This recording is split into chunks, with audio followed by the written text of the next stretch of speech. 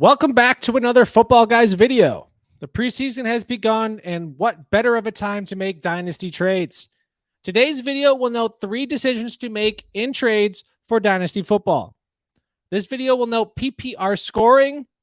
Let's jump right into it. Before adjusting which players to trade for, it will be important to understand your team's immediate outlook. If you just did a startup draft, you may have more belief in your team compared to a league where you are starting this new season. There will always be exceptions to a rule, but rebuilders do not to be buying assets contenders should. For example, Tyreek Hill. He is a player a contending team should be acquiring before the season starts. Given he's viewed as this aging asset, he just turned 29 years old. Hill finished as the wide receiver 2 in 2022. The Miami offense is explosive, and I see no reason why this 2023 season will bring anything less. I'm not expecting the same efficiency, but I will expect the same volume. Here are trades completed for Hill. A 2024 first round and Cedric Tillman, a 2024 first round and Christian Watson, Kenneth Walker straight up, and Kirk Cousins straight up. Now, that's a Superflex league. You can start 2 quarterbacks. These are reasonable prices for Hill and that immediate production. Remember, we are trying to win, and that immediate production is crucial.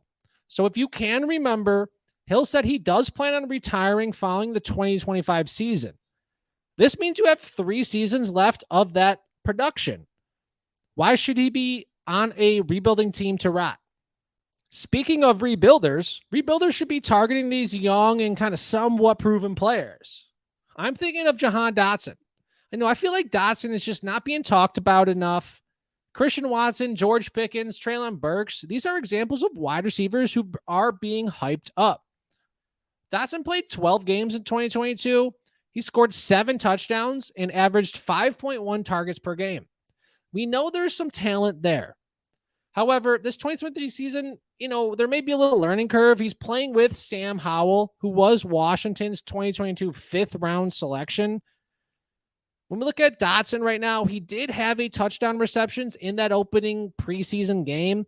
And this is an example of how, this one game, one moment, it's going to spike that value of a player.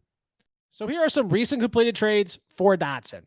Dotson was traded for Dameon Pierce straight up, the 2023 3.01 rookie pick. That's a 3rd round first pick, a 2024 second, and Amari Cooper. Now, this is an example of where a contender is getting that better immediate production in Cooper. At least I think so. It makes sense in a vacuum. Cooper should be going to the contender while Dotson goes to the rebuilder, young age, whatever. I don't know. It makes sense. Another example here of a young, somewhat proven player. I'm looking at Wandale Robinson. The New York Giants, they got a wide open wide receiver room. The wide receiver 1 role is up for grabs. Robinson, he was a 2nd round selection from the 2022 draft. So this is important to note, as this was Brian Daboll's first draft as a Giants head coach. He kind of, selected Robinson. Unfortunately, an ACL injury derailed that 2022 season. However, Robinson, he did have a 5-week stretch where he averaged 6 targets per game. Recent trades for Robinson, a 2023 3.08 and 5.05. That's a 3rd round 8th pick, 5th round 5th pick. Paris Campbell, straight up. It's kind of interesting as their teammates. And a 2025 4th round selection. So we can see that difference from what scoring touchdowns for Dotson will give you versus Robinson, who didn't have that box score stat type season. Now, a last recommendation on young, somewhat proven players. I'm going to give you a tight end, and that is Jelani Woods. He's been one of my favorite players here to target. Shout out to Andrew Cooper. You do want to have a tight end who is competing for a top target on the team. We are looking for the top 2 target. As a rookie, Woods, he played in a rotation with Kylan Granson and Mo Alley Cox, yet he still managed 40 targets while only playing 33% of offensive snaps. Woods, he's an elite athlete, and this new coaching staff came over from Philadelphia, and we know they have an understanding on how to utilize tight ends. Some recent trades for Woods, a 2024 3rd round, Irv Smith straight up, And there were a couple 2024 second round picks. Now, those second round picks, they may be from people who believe in Woods. It should be noted that there's a little bit of uncertainty. We don't know what's going on in there in Indianapolis, but I'm kind of looking for that low value, that third round Irv Smith type values. Moving on to the third and final trade recommendation is simply just do not trade for running backs right now, but you can trade them away. This last recommendation, it's sort of a dynasty nugget of information. Do not trade for running backs in the offseason. I have wanted to trade for running backs on my competing teams, but our own Jeff Bell nicely yelled at me and reminded me this is just not the time to trade for running backs in Dynasty. One injury in training camp, these preseason games, and this will just kind of derail that value of the running back. You know, the unfortunate flip side is when you do not trade for a running back during the offseason and they stay healthy, this is going to make their value rise up a little bit.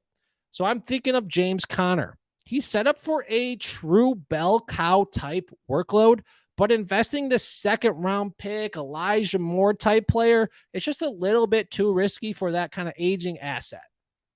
Thank you for watching this video. Use these recommendations and apply to additional assets for trade offers.